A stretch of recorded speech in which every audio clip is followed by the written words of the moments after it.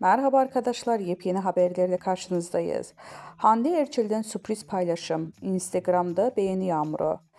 İş insanı sevgilisi Hakan Sabancı ile ayrıldığı magazin gündeminden düşmeyen oyuncu Hande Erçel'in yeni Instagram paylaşımı kısa sürede çok sayıda yorum ve beğeni geldi. Ayrılık sonrası ilk defa İstanbul Havalimanı'nda görüntülenen Erçel, muhabirlerin sorularına karşılık "Bu konuda konuşmayacağım, teşekkür ederim, konuşmak istemiyorum, bir daha söylüyorum, konuşmayacağım" yanıtını vermişti.